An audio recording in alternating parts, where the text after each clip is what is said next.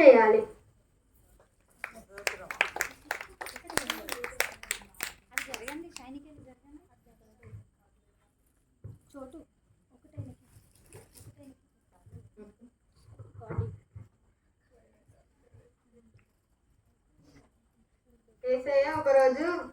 ఏసయ్య చనిపోయే ముందు రోజు ముగ్గురు శిష్యులను తీసుకొని ఒక తోటకి వెళ్తాడు. ఆ తోటకి వెళ్ళినప్పుడు ఏసయ్య ఒక చోటుకి వెళ్ళి ప్రార్థన చేసుకుంటా, మీరు ఇక్కడ ఉండి నా కోసం ప్రార్థన చేయండి అని చెప్తాడు ఏసయ్య వాళ్ళకి, ఆ ముగ్గురు శిష్యులకు. చెప్తే వాళ్ళు ఏం చేస్తారు, పడుకుంటారు. ఏసయ్య కొంచెం దూరం పోకూడదని పడుకుంటారు. మళ్ళీ తర్వాత ఏసయ్య వచ్చి మళ్ళా వాళ్ళని లేపి ఏమంటాడు, మెలుకోగలిగి ప్రార్థన చేయండి నా కోసం అని చెప్తారు ఏసయ్య. చెప్తే సరే సరే ఏసయ్య అంటారు. వాళ్ళు సైలెంట్ ఉంటారు. ఏసయ్య పోయేదాకా సైలెంట్ ఉంటారు. ఏసయ్య వెనక మళ్ళీ అనుకుంటారు. మళ్ళీ ఏసయ్య మళ్ళీ వస్తాడు. ప్రేయర్ మధ్యలో మళ్ళీ వచ్చి మళ్ళీ వీళ్ళని లేపుతాడు. లేపినప్పుడు సరే ఏసయ్య చేస్తామని మళ్ళీ అంటారు. మళ్ళీ ఏసయ్య పోతాడు. మళ్ళీ థర్డ్ టైం వచ్చినప్పుడు నా కోసం మెలుకోగలిగి ప్రార్థన చేయలేరా అని అంటాడు ఏసయ్య. అన్నప్పుడు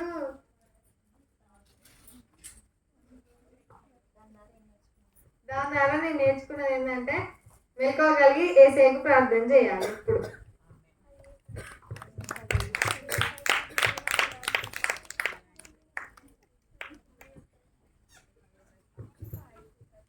అంటే అవసరమైన సందర్భాల్లో నిద్రను కూడా త్యాగం చేసి మనము ప్రార్థించాలనేది ఆ పాప ఉద్దేశం.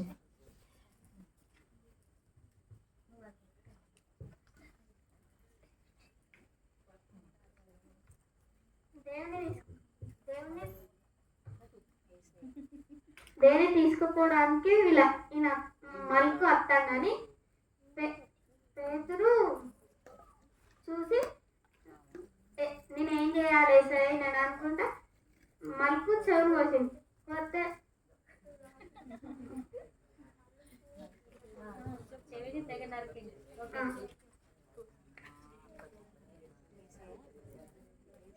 చెప్పేదాకా కూడా పేతురు ఆగలే.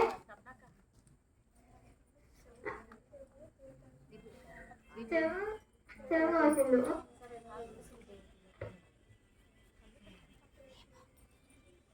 దేవుడు చెప్పక ముందే చెవు నరికేసిన తర్వాత నేను దేవుని తీసుకోవడానికి రాలేదు. ఇప్పుడు పాప ఉద్దేశం ఏంటిదంటే అక్కడ దేవుడికి అంటే అక్కడ అడిగాడు పర్మిషన్, వీళ్ళు నన్ను తీసుకుపోవడానికి వచ్చారు కదా, నేనేం చేయాలి ప్రభువా, వీళ్ళని మరి శిక్షించమంటావా, ఒక్క మాట సెలవిస్తే చేసేస్తాను అంటే దేవుడు ఇంకా ఏం సమాధానం ఇవ్వక ముందుకే వెంటనే అడుగుతాడు పోయి ఆయన చెవుని తెగ నరికేశాడు. అంటే చెవు ఊడి అక్కడ పడింది చూడండి. పడ్డ తర్వాత ఏసై వచ్చి ఆ చెవిని తీసి అంటించి మరి ఏం చెప్తారంటే అలా చేయకూడదు, అది తప్పు, నేను శిక్షించడానికి రాలేదు రక్షించడానికి వచ్చానని దేవుడు తెలియజేస్తారనమాట. సో తొందరపాటు నిర్ణయాలు తీసుకోకూడదు అనేది ఆ పాప ఉద్దేశం.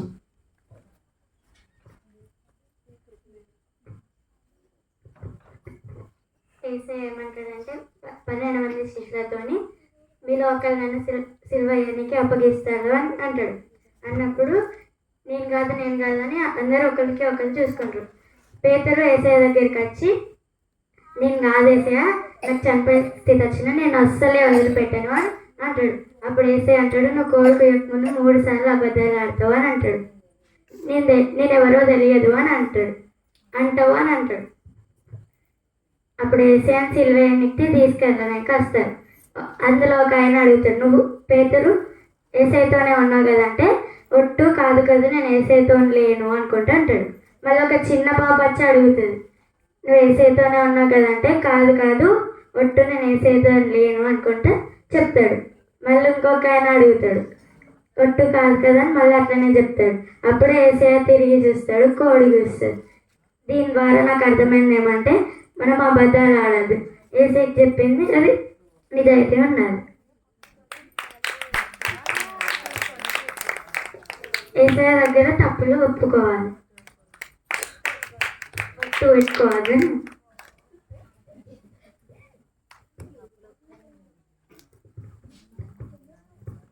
సరే, ఈ పాప ఏం చెప్పింది, మరి ఒక స్థిరమైన ఆలోచనను కలిగి ఉండాలనేది ఇక్కడ మనం పేతురు జీవితం ద్వారా నేర్చుకుంటాం. ఎందుకంటే పరిస్థితులు మారిపోగానే అబద్ధం ఆడేశాడు.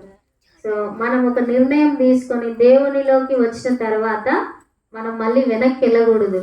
అబద్ధాలు పరిస్థితులను బట్టి ఏసయ్య పరిస్థితులు బాగుంటే అవసరం లేదనే విధంగా ఉండకూడదు అనేది ఇక్కడ ఉద్దేశము.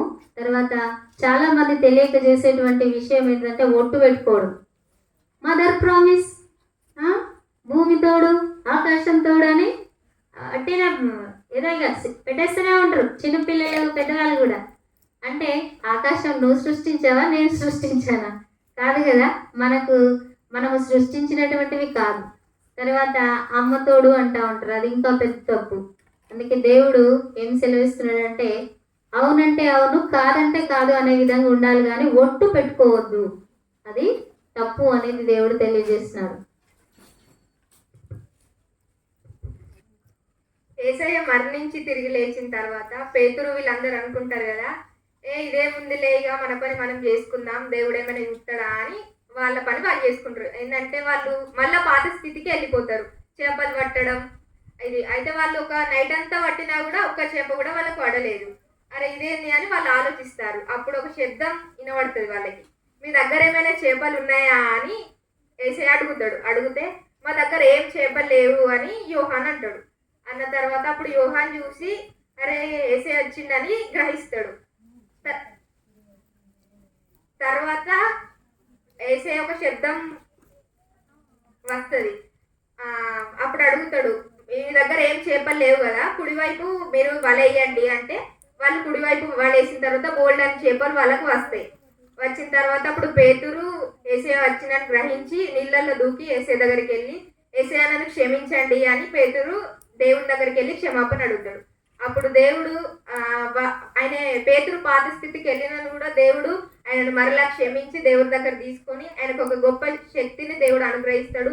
అదేంటంటే పేతురు ఇట్లా దారి పొండ నడుచుకుంటూ వెళ్ళినా కూడా ఆయన నీడ వేరే ఎవరికైనా అనారోగ్య పరిస్థితి ఎవరికైనా ఉన్నను, ఎవరైనా కృష్ణ రోగులు ఉన్నను వాళ్ళకి స్వస్థత కలిగేంత శక్తిని దేవుడు పేతురుకు అనుగ్రహిస్తాడు.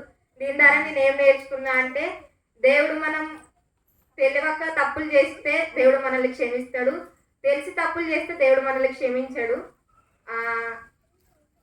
మనం పశ్చాత్తాపంతో దేవుని దగ్గరికి వెళ్ళి క్షమాపణ అడగాలి.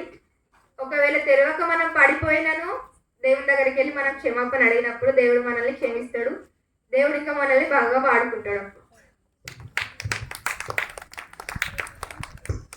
అంటే కొన్నిసార్లు మనం తెలిసి కూడా తప్పులో పడిపోతూ ఉంటాం. సో ఆ తప్పును దేవుడు తెలియజేసినప్పుడు ఏం చేయాలి?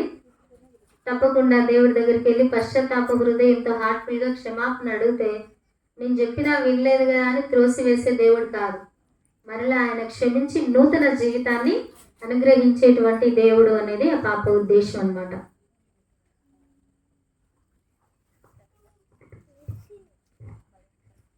ఆ రోజుల్లో అందరూ అంటే మనీ అందరూ సమానంగా పంచుకునేవారు. ఇప్పుడు అననీయ సప్రియ వాళ్ళు కూడా మా పొలం అమ్మి మేము కూడా ఇస్తామని అమ్ముతారు. అప్పుడు వాళ్ళు పేతురు దగ్గరకు వెళ్తారు. అప్పుడు వాళ్ళు సామె పైసలు తీసుకుంటారు. అంటే మీదే వాళ్ళకి అత్యాశ కలిగి పైసలు వాళ్ళ దగ్గరనే కొన్ని దాచిపెట్టుకొని ఫస్ట్ భర్త వెళ్తాడు. వెళ్ళి పేతురుతో మాట్లాడుతుంటే అప్పుడు పేతురు అంటాడు, నీ పొలం అమ్మిన డబ్బులు ఇవ్వేనంటే ఇవ్వే అని. అప్పుడు అతను అంటే నువ్వు అబద్ధం ఆడుతున్నావు కదా, నువ్వు అబద్ధం ఆడమని నీకే తెలుసు, నీ దేవుని ఏదోటి ఎప్పుడైనా అబద్ధాలు ఆడద్దు అని అన్నప్పుడు పేతురు అక్కడనే చనిపోతాడు అని అప్పుడే అక్కడనే చనిపోతాడు. తర్వాత వాళ్ళ భార్య వస్తుంది, అతను కూడా సేమ్ అలాగే అబద్ధం ఆడుతుంది. తర్వాత వాళ్ళిద్దరు చనిపోతారు, వాళ్ళిద్దరిని సమాధి చేస్తారు. దీనివల్ల నాకు అర్థమైంది ఏంటంటే అత్యాసపడి ఉండదు, ఎప్పటికీ అబద్ధాలు ఆడదు. దేవునికి వందనాలు. మరి అననీయ సప్పిరా అనేటువంటి వాళ్ళు పొలం అమ్మి ఏం చేశారు, డబ్బులు తీసుకొచ్చినప్పుడు మొత్తం ఇయ్యలేదు. ఫస్ట్ అయితే ఆ రోజుల్లో అందరూ సమానంగా పంచుకునే వాళ్ళు అనమాట. కానీ వాళ్ళు సరే, వాళ్ళకు ఒక ఆశ కలిగింది కొంత మనీ ఉంచుకోవాలని. ఆ విషయం అక్కడ చెప్తే అయిపోయేది, కానీ మేము ఇంతకే అమ్మినామని అబద్ధం ఆడడం వల్ల వాళ్ళు అబద్ధం ఆడింది ఎక్కడ అంటే దేవునితో అబద్ధం ఆడారు కనుక వాళ్ళకి వెంటనే అక్కడ మరి శిక్ష వచ్చింది. మరి వాళ్ళు మరణించడం జరిగింది. సో అబద్ధం అనేది అంటే ఆ అబద్ధం ఆడడం చాలా సింపుల్గా తీసుకుంటాం మనం, కానీ అబద్ధాలు ఆడే వారందరూ మండు గుండములో పాలు పొందుదురని బైబిల్లో రాయబడింది. అంటే చిన్న అబద్ధం పెద్ద అబద్ధం అని ఏం లేదండి. అబద్ధం అబద్ధమే. అబద్ధం ఆడే ప్రతి ఒక్కరు కూడా నరకానికి వెళ్ళాల్సి వస్తుంది అనేది మరి అననీయ సప్పిరాల ద్వారా తెలుసుకున్నటువంటి విషయం. సో ఈ విధంగా పేతురు దేవుణ్ణి చాలా మరి పడిపోయినాడు ఫస్ట్, కానీ తర్వాత మళ్ళీ ఏమయ్యాడు, దేవునిలోనికి వచ్చినాడు, తప్పులు ఒప్పుకున్నాడు. దేవుడు బలమైన శక్తితో నింపి అద్భుతంగా వాడుకున్నాడు. తర్వాత అతన్ని కొంతమంది బెదిరిస్తారు, ఏమని అంటే నువ్వు సత్యాన్ని గురించి, యేసుక్రీస్తు అంటే ఏంటిదంటే మతం కాదండి, సత్యం, నిజం. అది లోకము గుర్తించలేని స్థితిలో ఉన్నది, కానీ యేసుక్రీస్తు అంటే సత్యం. ఆ సత్యాన్ని ప్రకటిస్తూ ఉన్నటువంటి సమయంలో, యేసు ప్రభు వారిని ప్రకటిస్తున్నటువంటి సమయంలో పేతురును మరి బెదిరిస్తారు, నువ్వు ప్రకటించడం అంటే నిన్ను చంపేస్తామని. ఆయన కూడా అతను భయపడలేదు. ఒకప్పుడు భయపడి అబద్ధం ఆడాడు, కానీ ఇప్పుడు భయపడలేదు. ఏంటిది అని అంటే నేను తప్పకుండా సత్యాన్ని ప్రకటిస్తాను, అందరూ సత్యం తెలుసుకోవాలని ఆయన మరి సత్యాన్ని ప్రకటిస్తున్న సమయంలోనే అతన్ని కూడా సిలువ వేశారు తలక్రిందులుగా, కానీ భయపడలేదు. ఆయన మరణం ద్వారా కూడా సువార్తను ప్రకటించినాడు. అట్లు ప్రతి ఒక్కరు సత్యాన్ని ప్రకటించడంలో భయపడకూడదనేది ఈ యొక్క పేతురు జీవితం ద్వారా మనం అందరం తెలుసుకుంటున్నాం. థ్యాంక్ యూ పిల్లలు, మీరు తెలుసుకున్నటువంటి విషయాన్ని చక్కగా మరి వివరించినారు. గట్టిగా క్లాస్ చేద్దామా? ఓకే, మరి ఫాస్ట్గా చిన్న నాటకం కూడా వేసేస్తారు తొందరగా.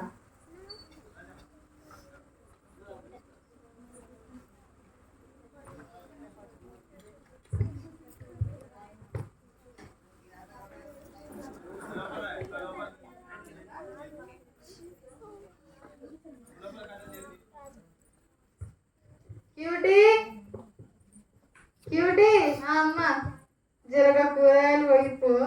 నేను పోయ్యా. ఇంకెప్పుడు నేర్చుకుంటావు క్యూటీ పనులు చేసుడు?